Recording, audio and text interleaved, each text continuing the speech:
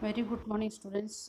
Last day we were seeing the discrimination on the discrimination, the chapter, second chapter of civics, diversity and discrimination, and we reached page number 18.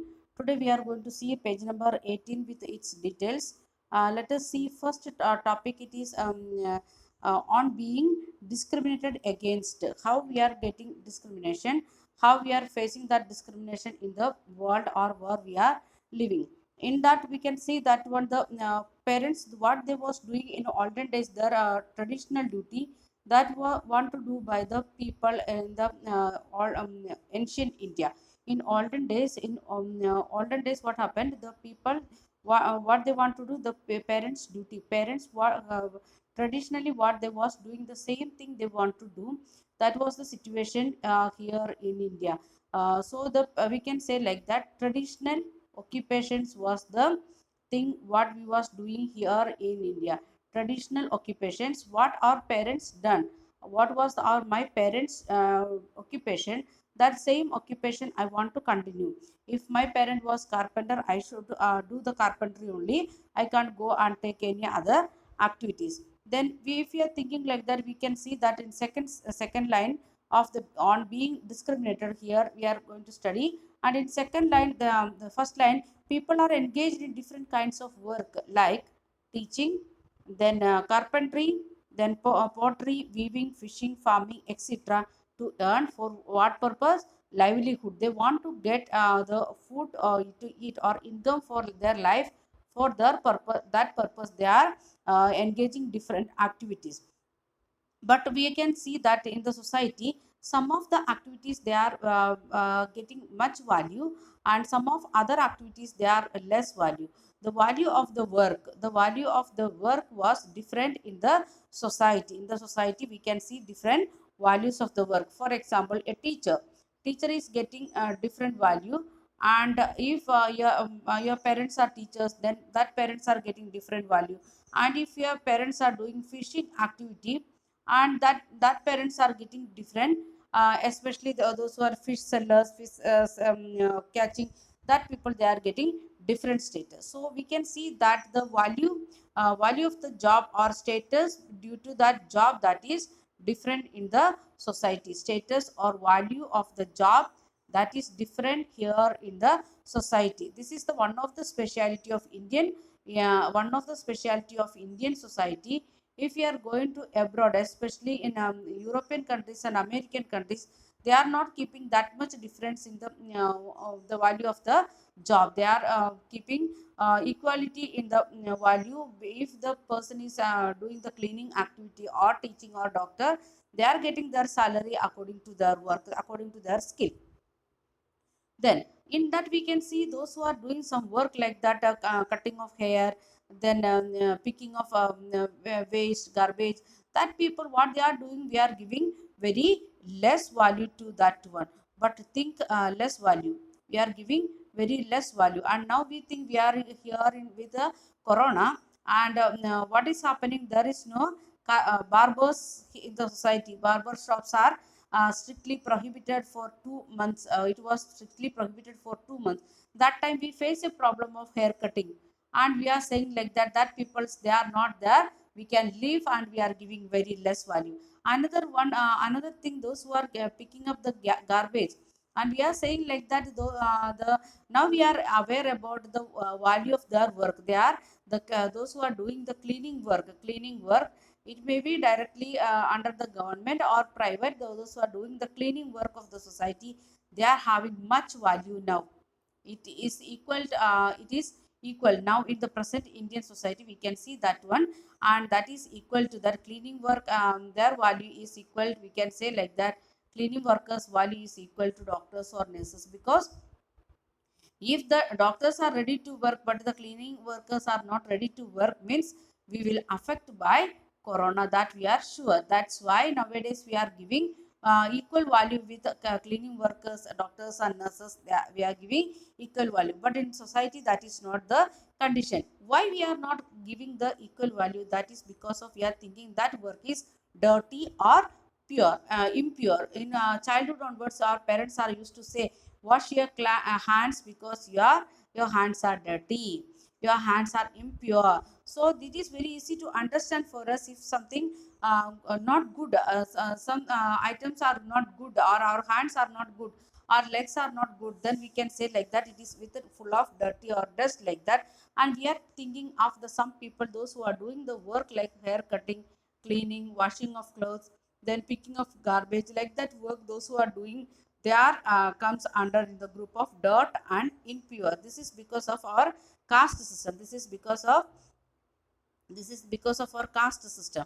And we know the caste ladder, we already seen that one in before classes. We can make like this one ladder, and we can make, this is the upper pass, this is, if you are making, this is the upper caste. And who made them like that? Upper caste people, those who are having here, that we can call them Brahmins. And the second level we can say that Kshatriyas. Then third level it is Vaishyas, and fourth level it is Shudras. Then down of that we can see untouchables, or our untouchables or outcast. This is the caste ladder of India. This is the caste ladder of India. So whenever we are thinking about this job and occupation, we should think with this ladder. Then only we can understand the division of labor here in India. This is the upper caste, they are Brahmins, they are doing teaching and the rituals in the temple. And the second one, they are Kshatriyas, they are the soldiers and kings and soldiers. And Vaishyas, they are the business people, business people. And Shudras, those who are doing in our work in agriculture area and other allied activities. And the outcast people, those who are doing the cleaning work in the society. That is the, so what we can say, the ladder of caste system. So we already discussed all these things before also, because it is very prominent here in India. And who placed them? They themselves, the upper caste, they themselves make them to be in the top. And they are saying like that they are very superior to others. They are saying like that they are very superior to other caste. And when you are studying that one in history chapter, you will come to know who made all these divisions and for what purpose we made all these things. You will study in the history chapter, that when we are teaching that time I will make the link again, then you will come to know some more explanation. And we said like that they are making themselves, and they are thinking like that they are the superior one. And the next point, it is the groups who were placed the bottom, the down step, that we are calling them untouchables. That already we discussed. Those who are doing the impure work or dirty work, that people we are calling them untouchables. And nowadays they are calling themselves as Dalits. And what is the meaning of the because they are having, they are belong to the lower section of the caste. And in olden days we was calling them untouchables. And what is meaning of Dalit? Why they are calling themselves Dalit? And what it means? Dalits means the meaning, it is broken, means they suffered a lot, they are suffered a lot in the society. They suffered a lot because of social prejudice, discrimination. Because of that one, they are become downtrodden or broken to pieces. And government refers them in this group like scheduled caste. And we can see another one, ST, that is scheduled tribes. So in olden days we was calling them untouchables, and nowadays they themselves are calling them Dalit. And the meaning of Dalit, that is broken. And nowadays government is referring them scheduled caste. And why they are calling themselves as a broken? Because they suffered a lot with social prejudice as well as the discrimination in the society. If you are asking to your grandparents, they will say the life story of what they suffered, or how they treated other caste people when they was very small. Okay. Now caste rules were set with which did not allow the so-called untouchables, the untouchables to take on work. Some work they should not touch. If the they are one person from untouchable caste, he should not enter the temple. That was the condition in olden days. So they should not do some, should not take up some of the work according to caste system in olden days. Example, some group people, they are forced to pick up garbage and remove the dead body of the animals, or it is from village or city, and that's why they are doing that work. That's why we are calling them dirty people, or they are having dirty or impure, like that we are calling, because they are touching the dead body. And you know the system of Hinduism, and if we are visiting one person's dead body is there in one house, or visited like that houses for funeral function or any other means, before that also, when we are coming out, we should clean our body. We want to take bath, then only we can enter our house, like that we are having that rule. Even we are thinking like the dead bodies are impure, and the person, those who are touching the dead body, especially with animals, surely we will think like that, it is impure.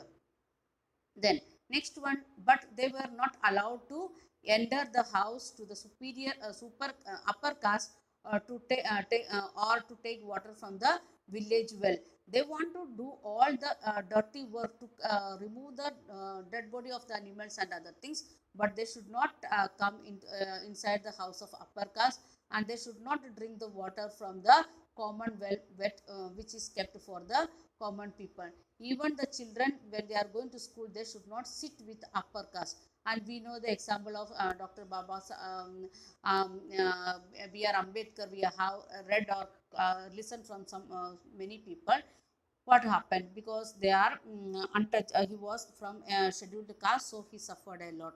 And we have it is there in the textbook, that example of Dr. B.R. Ambedkar. And he is the one of the great leaders, especially in the after independent India, and he and who is known as the father of our constitution. And how he what all things he suffered in his life, very clearly he written, how he studied and how much he was faced a lots of problem. One of the example, he said like that, once he went to the railway station to go and meet his father, and nobody was not ready to attend them, because they understood they are from lower caste. And when the station master is coming and talking to them, they are saying like that nobody is not ready to take them to their father's place, so they are waiting here, like that they said. Then the station master is asking like that, then why can't you go and pick up the why you can't go outside and pick up some what we can say, a bullock cart or some cart.